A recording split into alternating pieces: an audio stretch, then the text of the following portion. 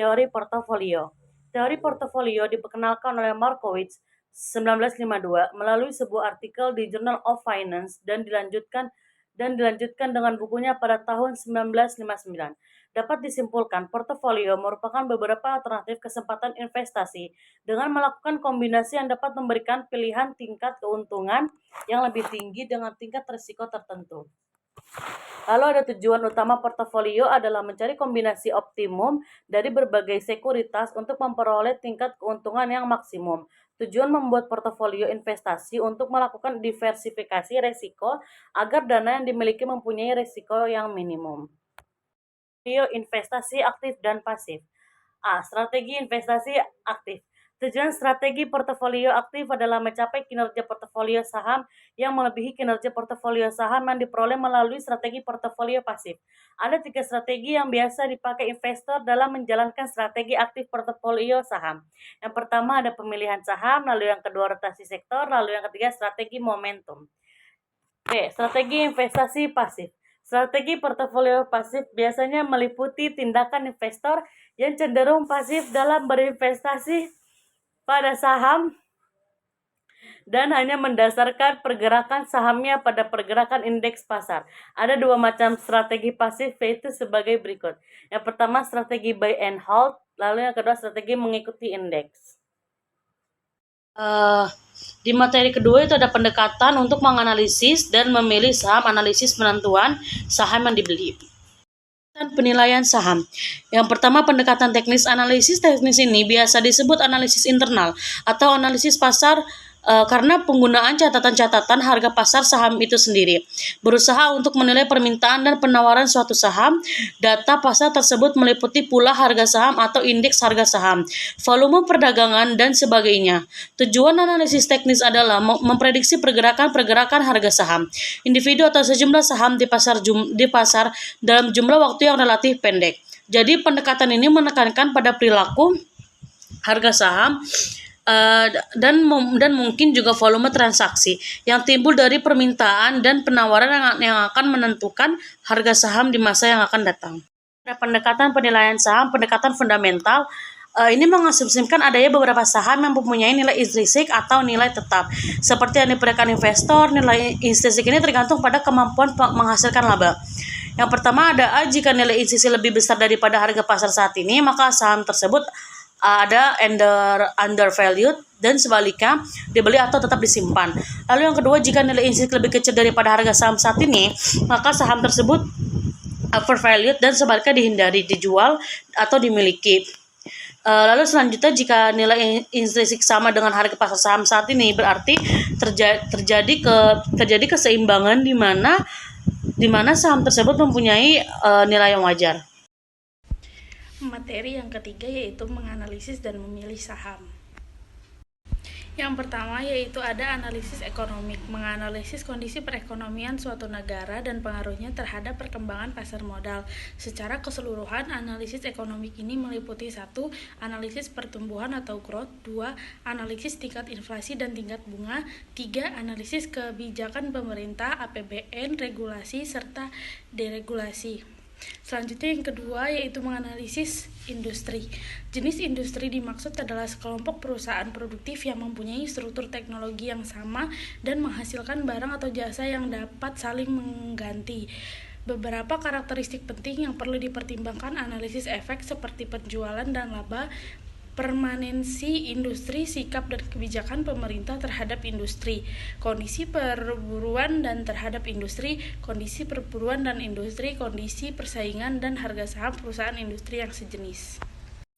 Yang ketiga ada analisis emiten. Analisis perusahaan yang mengeluarkan saham atau emiten merupakan unsur penting dalam pendekatan fundamental karena informasi dari perusahaan yang dianalisis inilah yang dapat mengungkapkan performance perusahaan. Informasi yang diperoleh berupa informasi intern dan ekstrim, baik berupa perusahaan emiten itu sendiri maupun dari pihak lainnya. Informasi tersebut seperti laporan tahunan dan laporan intern yang di dalamnya terdapat laporan keuangan periode tertentu. Materi yang keempat mengenai kerangka kerja analisis fundamental. Analisis fundamental adalah usaha untuk menganalisis berbagai faktor yang berhubungan dengan saham yang akan dipilih melalui analisis perusahaan, analisis industri, analisis ekonomi makro, serta metode-metode analisis lain untuk mendukung analisis saham yang akan dipilih untuk dibeli. Salah satu aspek penting dari analisis fundamental adalah analisis laporan keuangan. Yang pertama ada rasio laba terhadap saham yang beredar atau EPS. EPS sama dengan keuntungan bersih dibagi jumlah saham yang beredar. Yang kedua ada dividen yield. Dividen yield adalah dividen per saham dibagi harga per saham. Yang ketiga ada price earning ratio atau harga pasar per lembar saham biasa dibagi earning per share. Yang keempat ada dividen payout ratio, yaitu sama dengan dividen per lembar saham dibagi laba per lembar saham. Selanjutnya yang kelima, ada rasio harga saham terhadap pertumbuhan laba perusahaan atau PEG rasio. PEG rasio sama dengan PE rasio dibagi pertumbuhan tahunan EPS. Yang keenam ada rasio utang perusahaan atau debt ratio. Rumusnya PE rasio dibagi pertumbuhan tahunan EPS. Yang terakhir ada return of equity atau ROE. Return of equity sama dengan laba bersih dibagi nilai buku ekuitas. Yang kelima itu adalah penilaian saham. Penilaian saham dapat diartikan sebagai suatu proses pekerja seorang penilai dalam memberikan opini tertulis mengenai nilai ekonomi suatu bisnis atau ekuitas pada saat tertentu.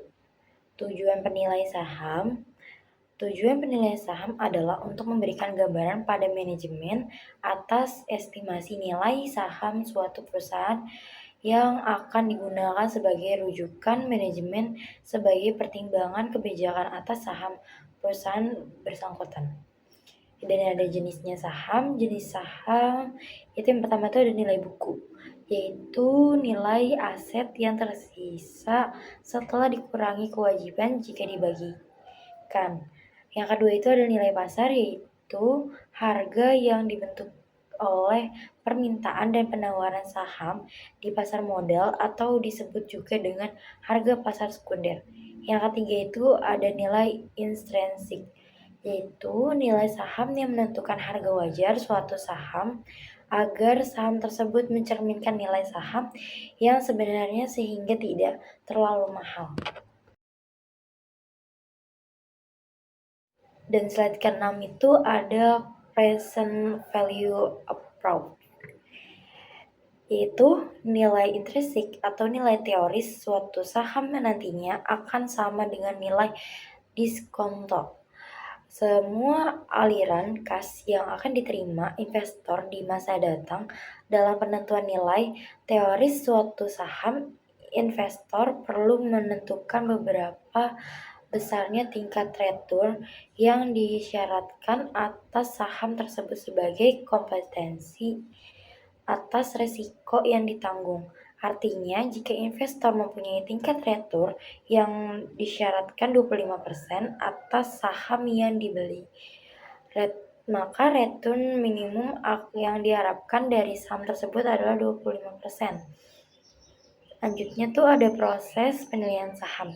Yang pertama, estimasi aliran kas saham di masa depan. Yang kedua itu estimasi tingkat return saham yang disyaratkan. Yang ketiga itu ada mendiskontrokan setiap aliran kas dengan tingkat diskonto sebesar tingkat return yang disyaratkan. Yang keempat itu adalah nilai sekarang setiap aliran kas tersebut dijumlahkan sehingga diperoleh intrinsik saham bersangkutan. Rumusnya itu ada PO sama dengan D1 dibagi K dikurang G. Keterangannya itu PO itu adalah nilai intrinsik saham dengan model pertumbuhan konsta. D1-nya itu dividen yang akan diterima dalam jumlah konsta selama periode pembayaran dividen di masa datang. K-nya itu tingkat return yang disyaratkan dari investor. Yang G-nya itu tingkat pertumbuhan dividen yang diharapkan dari saham. Materi yang ketujuh adalah PA ratio approach.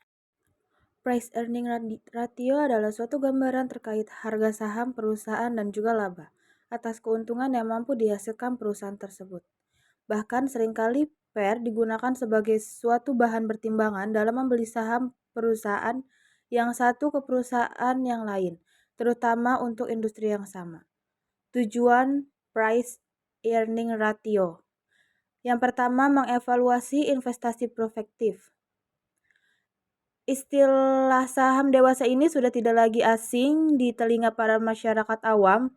Saham diketahui sebagai salah satu sumber investasi yang baik untuk masa depan. Dengan menghitung nilai price-earning ratio, maka Anda bisa mengetahui lebih jelas apakah saham bisa menjadi instrumen investasi yang menguntungkan bagi Anda di masa depan atau tidak. Yang kedua, ada memperkirakan nilai pasar pada suatu saham. Kondisi terkait naik atau turunnya suatu saham akan mampu menggambarkan kondisi perusahaan dan bisa dijadikan sebagai dasar yang mengambil keputusan untuk para investor. Selanjutnya, menurut Tandelin, pendekatan PER disebut juga pendekatan multiplier. Artinya, investor akan menghitung berapa kali nilai earning yang tercermin dalam suatu harga saham. PER menggambarkan rasio atau perbandingan antara harga saham terhadap earning perusahaan atau EPS.